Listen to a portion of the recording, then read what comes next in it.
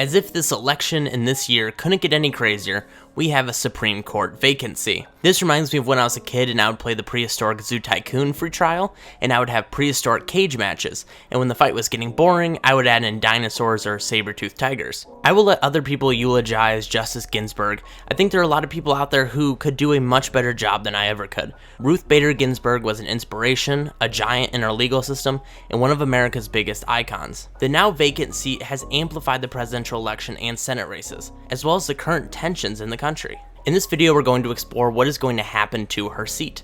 If you found this video informative, give it a like, leave a comment, and don't forget to subscribe. We're only 4 away from 200. The big question on everyone's mind is, will Trump and the Republican-controlled Senate fill the vacant seat? I'm going to reframe the question for everyone. Will the Republican-controlled Senate fill the vacant seat? I don't think President Trump has much say in the matter. It would be in his best interest to not fill it before the election because then he could, in theory, get more people to vote for him. But he's also not a normal president.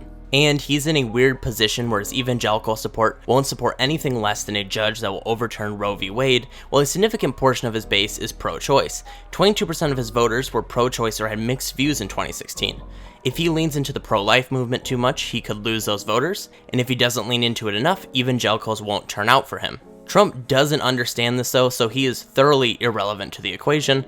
His role in this is to put forth a nominee and let the Senate deal with it. He may attack the Senate if they don't vote or if the vote fails, but with how unpopular he is, that might help Republican Senate candidates rather than hurt them. Trump has said that he wants the seat filled immediately and before the election, so we will stand by for that. So now that we have addressed the Trump question, to fill or not to fill, that is the question. Mitch McConnell is saying that he would like to fill the seat before the election. This is where it gets interesting. On a normal timeline, confirmation of a theoretical judge would occur post-election in late November, but who knows how the proceedings might be affected by the coronavirus and the current makeup of things. The other thing is the slim range of error McConnell has. A 53-seat majority is doable, but he can only lose so much. Lisa Murkowski of Alaska, Mitt Romney of Utah, and Susan Collins of Maine have stated that they wouldn't vote to confirm a nominee until next year, so that brings him down to 50. Cory Gardner of Colorado will have to make a decision to try and save himself or make this his parting shot in the Senate. Colorado has gotten much bluer than when he was initially elected in 2014. Gardner released a public statement saying that the country needed time to mourn before we start discussing the politics of the vacancy. That can be considered a no comment. Hey everyone, this is Ben from the future. As I was editing this video, Cory Gardner announced that he's going to vote for Trump's nominee. So, congrats to him for losing his Senate seat, I guess.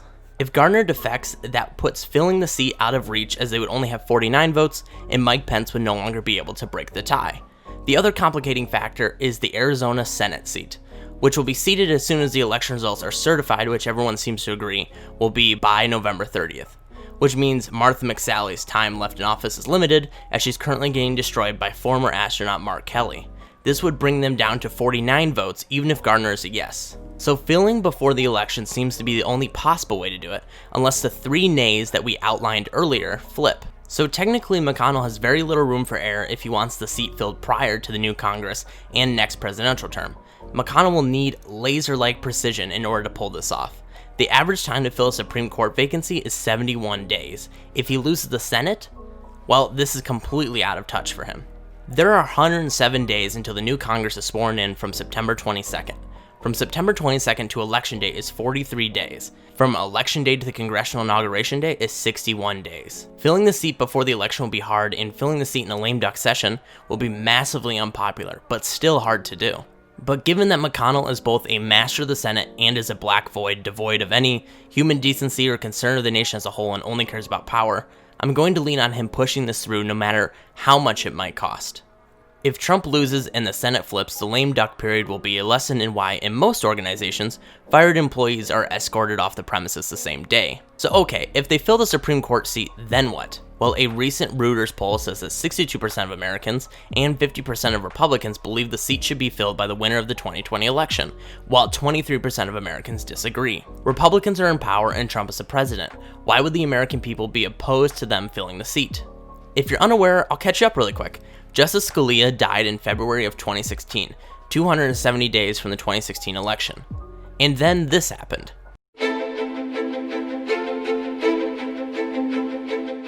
I want you to use my words against me.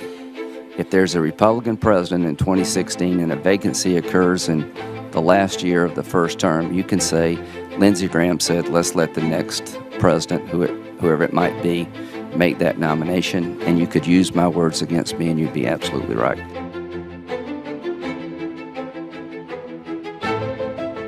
The next president, whoever that may be, is going to be the person who chooses the next Supreme Court justice. I believe the next Supreme Court justice ought to be chosen by the American people through the election of the next president. This is about principle, not the person the president has nominated. And it's why the majority of the Senate has chosen to use this unique situation as an opportunity to let the American people have a voice. And the only way to empower the American people and ensure they have that voice is for the next president to fill the nomination created by this vacancy. The confirmation of a lifetime appointee to our nation's highest court is far too important to become entangled in the partisan wrangling during a presidential election year. There is a long tradition that you don't do this in an election year. And what this means, Chuck, is we ought to make the 2016 election a referendum on the Supreme Court. The American people need a chance to weigh in on this issue, on who will fill that seat. They'll have that chance this November, and they ought to have that chance. The people deserve to be heard, and they should be allowed to decide through their vote for the next president the type of person that should be on the Supreme Court. You can't have one rule for Democrat presidents and another rule for Republican presidents. If an opening comes in the last year of President Trump's term and the primary process is started, we'll wait to the next election. And I've got a pretty good chance of being the judiciary. You're on the record. Yeah. All right. Hold the tape. Well, now the exact same scenario has happened, but even closer to the election. To go back on this would be a massive act of hypocrisy with a very clear black and white conclusion. You can't have two separate rules for Democratic presidents and Republican presidents. If McConnell does this and the Dems win, there's no reason left to not nuke the filibuster and expand the courts. Dems should publicly threaten Mitch with this, and they have. The Dems would have every reason and right to pack the courts, push statehood for Puerto Rico and DC, and expand the House of Representatives. If you don't, the GOP gets 100% rewarded for such blatant hypocrisy. Refusal to retaliate is encouraging the GOP to continue this way, to go further. Best case scenario is that McConnell sees a legitimate court packing threat and backs down.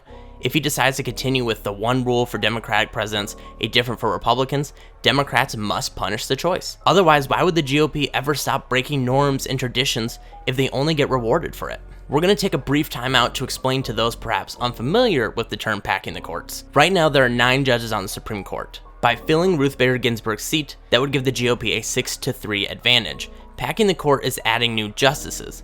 The Democrats would add 4 more justices to bring 13 judges to the court floor, giving a 7-6 split on the court. The Supreme Court usually votes unanimously on the vast majority of cases. The classic 5-4 split you see happens 19% of the time. The 5-4 split usually happens in cases related to Roe v. Wade, same-sex marriage, the Affordable Care Act, and other divisive social issues.